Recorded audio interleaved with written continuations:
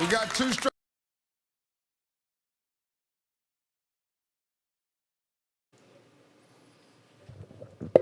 And good morning, everyone. Welcome to KCBD Now. We're a little late than normal, but we're on the air, and we're glad to be with you today on KCBD.com. Actually, the script under there says talking with Daryl Holland. That's not going to happen, so let me take that down.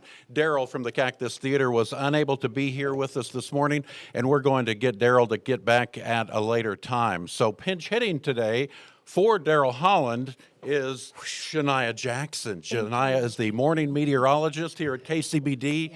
And this is fun because Shania and I have crossed paths but never actually met until 5 minutes ago. We shook hands for the first time. That's right. And so this is a first, and it's great to meet you. Yeah, great to meet you too. Yeah. Now, Shania, I know a little about your story. Sure. And it's a good story because when you came to KCBD, you didn't plan to be a meteorologist, Not right? at all. Talk Not about that. at What all. were you going to do when you first came here? Yeah, so I came to Tech, obviously, graduated in 2022, and I originally wanted to be a reporter.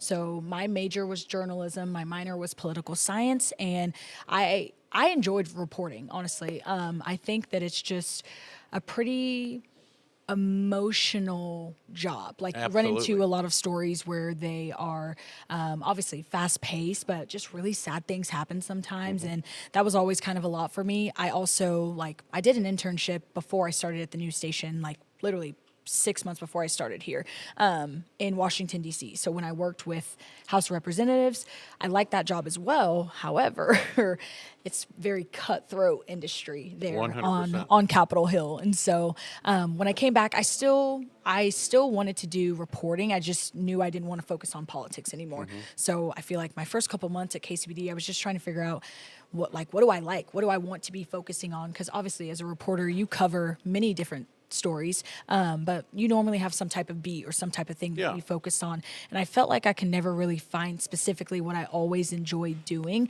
There would be stories that, I liked for the day, but they'd all be very different. And I finally did a story about Hurricane Ian. This was back in 2022, October-ish. And LP&L sent their guys out to help with rescue efforts, like in Florida. And so I did that story. So I go to LP&L, talk to those guys. And then I also kind of did a spin on the story, not just about those relief efforts, but I also went to the Texas Tech, Hurricane Research Center down in Reese Center. And so when I went there, that was my first time, playing with the Doppler radar and looking at different models, satellite radar covering whatever hurricane was going on at the time, because Ian was over at this point. And I was like, that's pretty cool. And so when I came back to work, I remember I went into Matt's office, dumped my video first, letting everything load. And then while that was loading, I went into Matt's office and I was like, I really like my story today. I was like, I'm really excited for this. I think it's going to be really good.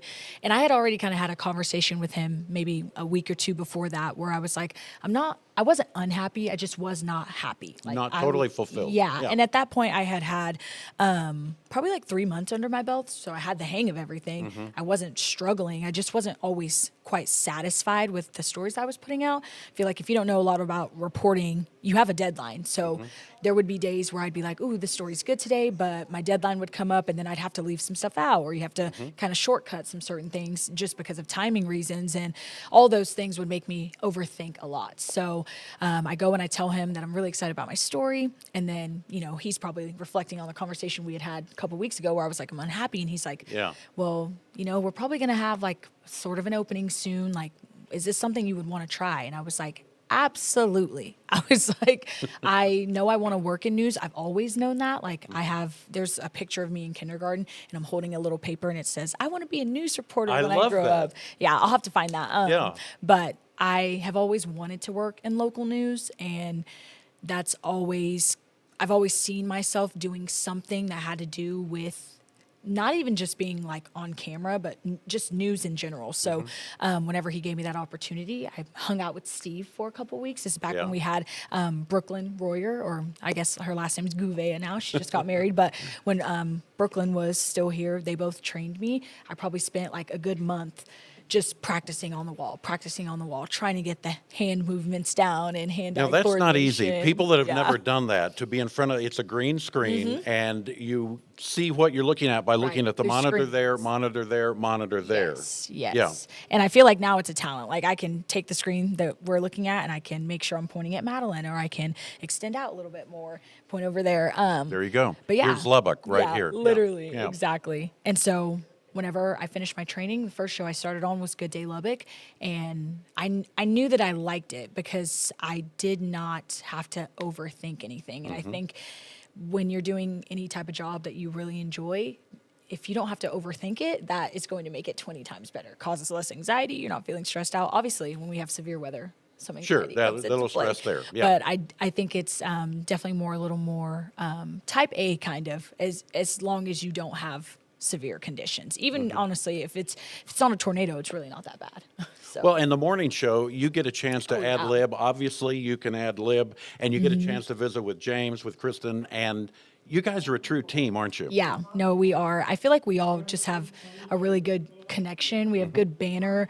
I think also when you work so closely with someone, especially like going, because I started on Good Day Lubbock and then obviously went to the evenings, wasn't there for 2 to 3 years, and then I just came back. But that connection like never goes away. You know what I mean? Yeah. I feel like since day one, we all connected well. And like even whenever I came back, I was super excited. I honestly, whenever I switched from mornings the very first time, I was like, I would like to go back to the morning shift. Like I really like that schedule a lot. But I also love, I mean, you can put me anywhere, and my bosses know that. I'll work any shift, any kind of day. I love that attitude. Yeah. You get very few that have good work ethic. Shania obviously has that. Thank you. So now, are you traditionally a morning person? Were you a morning person before the morning show? No. No. I mean, I wouldn't purposely wake up at 4 and 5 in the morning. Absolutely not. But I don't mind it. And I mean, you're done at 10 o'clock. That's what people don't tell you. Okay. Everyone's worried about. That's the good going part. to sleep. Yeah. Done at 10 o'clock. It feels nice to be done at 10 a.m. But So what time does your alarm go off?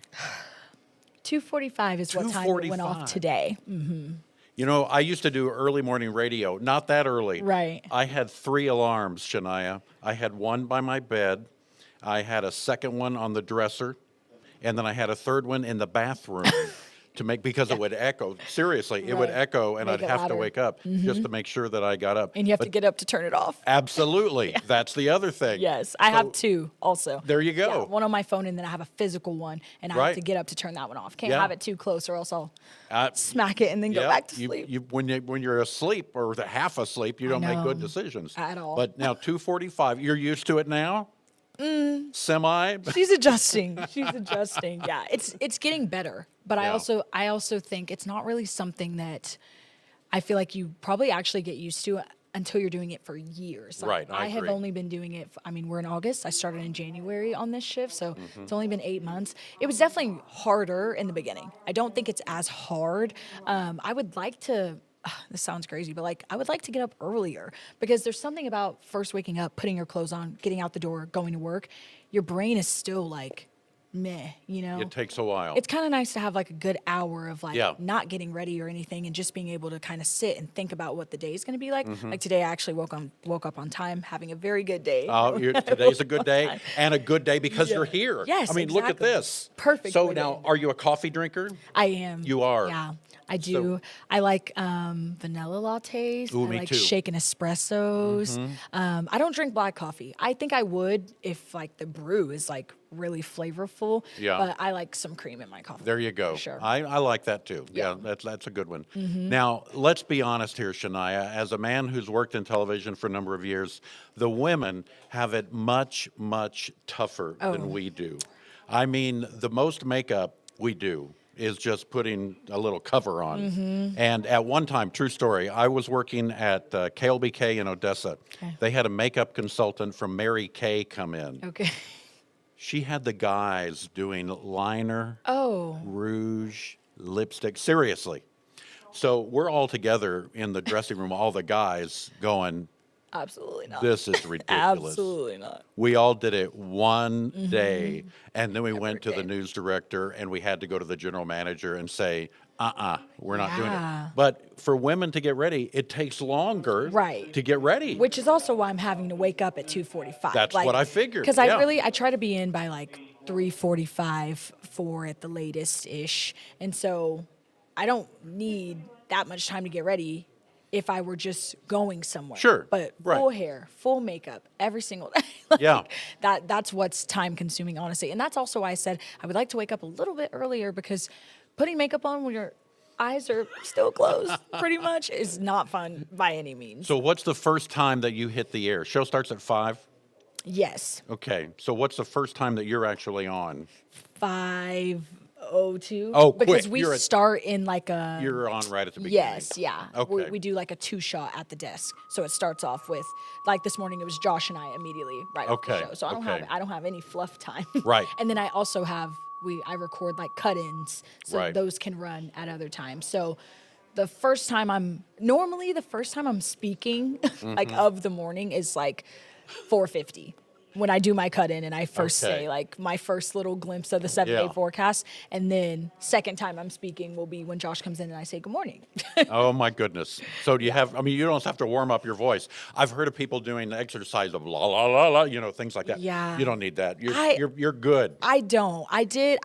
Even this week. So I went to a concert last week. I went and saw Ella Langley in Austin. Oh, you did? It was Oh, awesome. fun. Yeah. Very good. But when I came on Monday, I was like, oh, my voice is gonna be rough today. But I don't ever really need to warm it up. I feel like if Yeah. I can tell that I'm gonna have like a scratchy or raspy day, I'll drink throat coat and it cures it in maybe Really? 5 minutes. Now, what is that called? Throat It's coat? Throat coat. Oh, yeah. throat coat. Mhm. Okay. It's like a type of tea. pretty Okay, much. the tea, Yeah. Mm-hmm. right? When you said tea, okay. I thought it was some magic potion I didn't know about. So throat coat, yes, Yes. remember that. Yes, and it works like instantly. I feel like for me. Yeah, Mm-hmm. well, it's interesting to adjust. Your body needs to adjust. Yeah. And now you're right. The best part, getting off at about 10. Right. Except today, you're getting off at about 11. That's okay. Unless we talk till noon. We could go for a long time, Shania. It's still early. Hey, Other people are still at work it at that time. is. You know, I'm like other people. You might still be here. Yeah, that's true. Good point. I will Yeah. be. Yeah, yeah. So now you talked about Washington, D.C. I want to get back to that a little Sure. bit. So you were there for how? You were an intern, or what was your Yes. job? So I worked for Congresswoman Sheila Jackson Lee, who Okay. has passed away since I think she passed away in 2024, but I worked there in 2022. So that was January of 2022 until June of 2022. So I worked there for 6 Okay. months. Worked there for her. I was just your typical Washington, D.C. Hill intern running around chasing after members of Congress, trying to get them to care about what I have to say because my member told me to go and tell so-and-so whatever.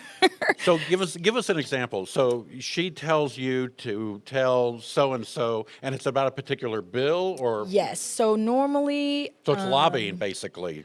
kind of, but I'm not I'm normally taking them things. So Okay. like, let's say we need so-and-so's signature. She knows because she's already talked to them that they said, yes, they're going to sign on to this, but we don't Gotcha. actually have it. So then she's like, you have 5 minutes to go and get to, my building was Rayburn. She would say, you have like 5 minutes to go get to like the library. And I'm like, Wow. okay, so I'm running through underground tunnels. That's technically a mile and a half away and I have 5 minutes to do it. Right. So that's not going to happen, but I'm going to try. Because Yeah, what well, else do am I your best. doing? Sure. And so it would just be little errands like that. We didn't have to I didn't get her coffee or anything. It Okay. was more of just like, if she has to go be on the floor, we need to run the errands that she needs to do throughout the day while she's standing on the floor. Because normally I Yeah. mean, when they're in session, they're pretty much just on the floor the entire day.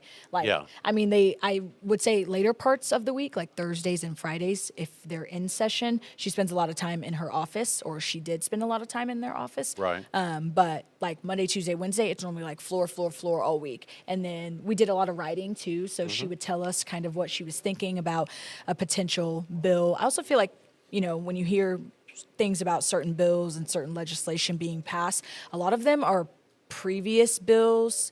Normally the ones you hear about, they're a big deal because it's something new. Right. But most of the time you're taking previous bills and you're updating them to whatever today's standards will require. So we got to write a lot of those things because most of the time you're really just editing the language, but then they'll put you in the Library Book of Congress that you wrote it. Because I mean, you did write it, but all you did was really change a few dates here and there, you know? So we did that a lot. The Congresswoman was really, I feel like hands-on with us because she didn't have a large staff. A lot of congressmen and women have a larger staff on the Hill, at least. Normally, their home staff is a little bit smaller, but on the Hill, they normally have a lot of people. And she probably had a staff of 5, and then we had 5 interns. So she took us everywhere. And maybe not all of the interns at once, but we all, Right. each day, we got to like alternate and then go with her. And then when we were out of session, that was like kick your feet up. Like, we don't have a lot going on. That's what I was thinking. Yeah. Out of session, but even when she's in session, you're not as busy, right? Right, yeah. Yeah. Unless she buzzes you and says, come. Correct. That what could happen? She's a caller. She Okay. always called. No Okay. texting ever. And then if Gotcha. you didn't answer the phone, you'd pay for your crimes. You'd pay for your crimes at some point. So I'm sure, or I don't know if this is true or not, but before you go to Washington, D.C., there's a certain mystique about our nation's capital Sure. and a certain glamour that goes along with it. I would imagine after 6 months of actually working there, is the glamour off a little bit? Did you learn some tough Honestly, lessons? I feel like it really comes down to personal preference. I think that there are some people who eat, breathe, sleep politics, and the Hill is exactly what they were expecting. Yeah. I think for me personally, I was not as eat, sleep, breathe politics as I thought I was. I think that I knew that I wanted to do something in my life that was going to be impactful and hopefully, be an influence to change about certain things in humanity. But I don't think I was prepared for the aggression that kind of comes with being on the Hill, because everyone at the end of the day, besides the speaker pretty much, is trying to assert their dominance. Everyone is trying to